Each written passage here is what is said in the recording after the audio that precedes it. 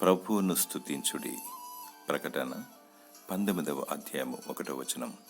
ప్రభు అయిన యేసుక్రీస్తు ఆకాశం మహాకాశములు పట్టజాలని దేవుడు, సర్వంతర్వ్యామి, సకలైశ్వర్యవంతుడు, ఆది సంభూతుడు, జగదుత్పత్తిధారి, రాజులకు రాజు, దేవాది దేవుడు, ప్రభువులకు ప్రభు, ఆశ్చర్యకరుడు, ఆలోచనకర్త, నిత్యుడగు తండ్రి, బలవంతుడైన దేవుడు, సమాధాన అధిపతి, తీర్పు తీర్చువాడు, దహించు అగ్ని.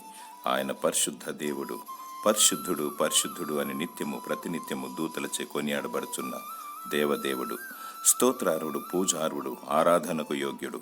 పాపిని ప్రేమించి దేవుడి మానవ రూపము దాల్చి కలువరి శిలువలో రక్తం చిందించి ప్రాణమర్పించి చనిపోయి తిరిగి లేచిన మృత్యుంజయుడు, పునరుత్థానుడు, సజీవుడు, సత్యస్వరూపి, ప్రేమామయుడు.